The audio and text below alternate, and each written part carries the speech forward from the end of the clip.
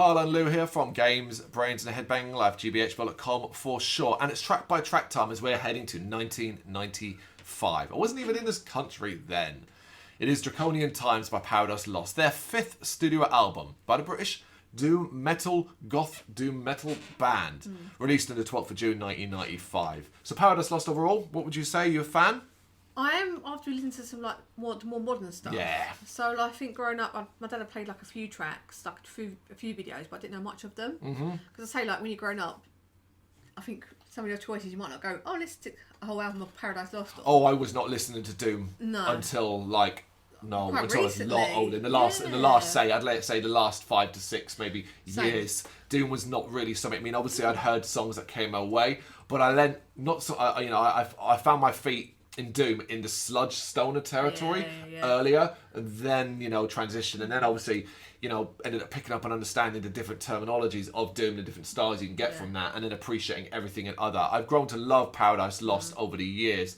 In fact, haven't we? Yeah, that's it. It's the fact that we've seen them live a few times, and each time they've always kind of blown me away. That's made a big difference. The last couple of albums have been fucking excellent.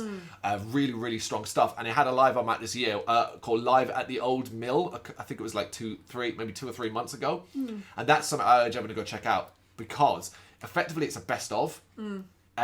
Because it's a lockdown where there's no crowd, so you have you have the live sort of thing, but it's not live, so you can kind of listen to it as a best of, and they pretty much take songs from almost every one of their albums here. Nice. And obviously, famously Paradise Lost got experimental during a certain point in their career, and have always chopped and changed and had a lot more electronica and stuff like that at certain points in their career. Really? So there's a wide array of Paradise Lost music in there.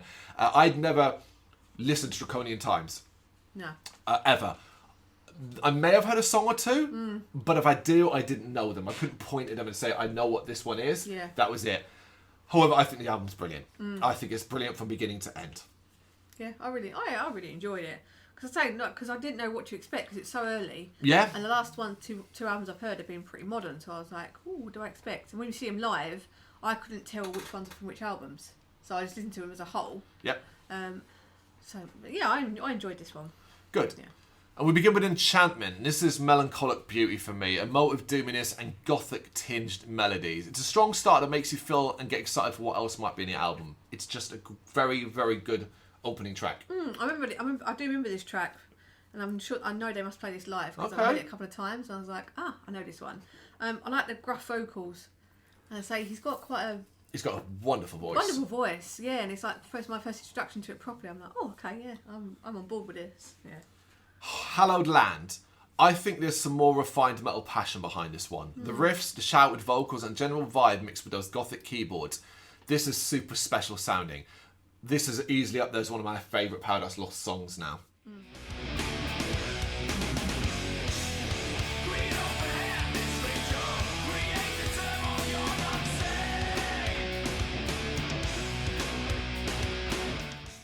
Yeah, I thought they were more gloomier. Like it had more energy than I thought. Because in my head, I always thought Paradise Lost it was completely always slow and sludgy and doomy. And I was like, oh no, it's got some proper like 90s bit more energy to it. Okay, so it's interesting you use the word sludgy. This word sludge and Paradise Lost do not exist together.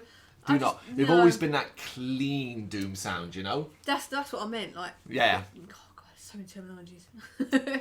But yeah, I did really enjoy it. I really enjoyed the solo as well. Like, the guitars just sound really clean, and like they got their own place. For 1995, I mean, it's an incredibly well-produced album. Yeah.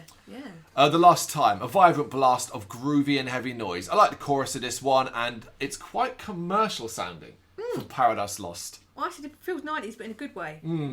I like the chuggy pace of it, and it's really well put together, which what we just said. It's like it's just really well produced, and they know how to craft a song. Yeah. So yeah, I was really like, this is good. I'm into this. Yeah. Forever Failure. Crunchy molasses-covered doominess. This is like a cinder block being dropped on a skull from a great height. This is very moody, very enjoyable, very, dare I say, straightforward doom. I got a bit of I feel like a bit of a typo vibe. Okay, yeah. Well, it does drip darkness. Yeah. Gothic darkness as well. Moody. Yep. And I really like that in solo. I really listened to the whole song. I was like, yes, this is good. Strong.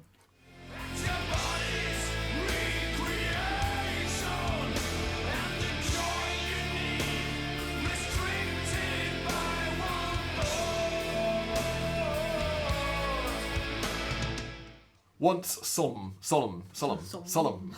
Once solemn. Wow, what unexpected speed from this one. This is a frantic blast of heavy metal, and it really makes me smile. It's chunky, it's chuggy, it's a headbanger. Not complete contrast, but very, very different on what we just got. Yeah, I put change of pace for this one, and I can see why this is a classic album that they chose to play in full. Originally, they was going to play that in full, weren't they? Yeah. I mean, it's not listed down as Bloodstar. I'm 99% sure they're not. No, but originally that was the plan, and I can see why now. Because before I was like, never heard Draconian Times. Yeah. It must be one of their classic ones. Oh yeah. Figured. Yeah. I'd heard the title. I knew Draconian Times was considered a Paradise Lost classic. You know. Yeah. Shadow Kings.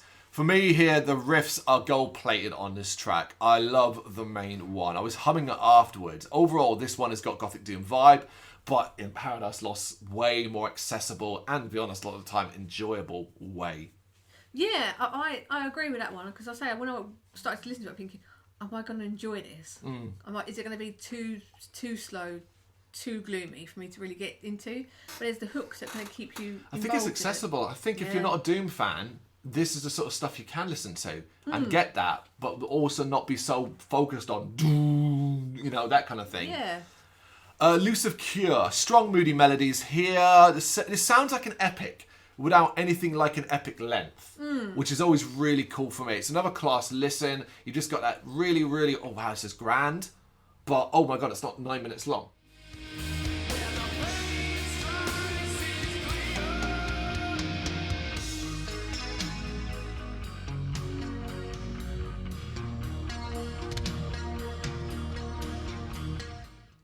I think the song lengths are good as well. I've noticed on this album. Yeah, you talk for like 3 to 4.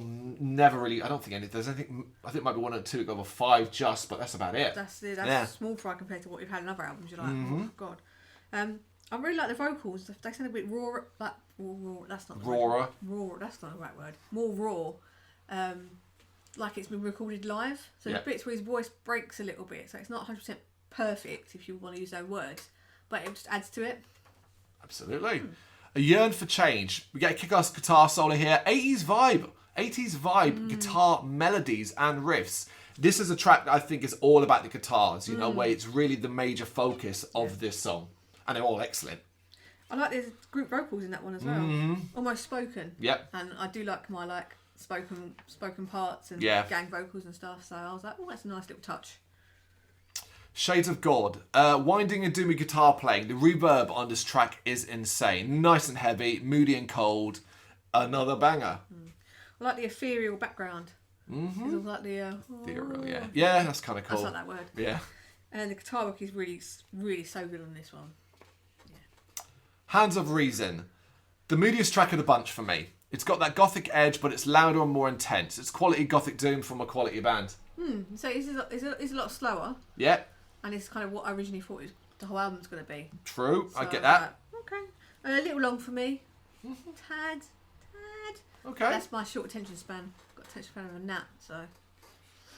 I See Your Face. For this one, I simply wrote, close your eyes and listen to this track. You'll feel the riffs in your soul.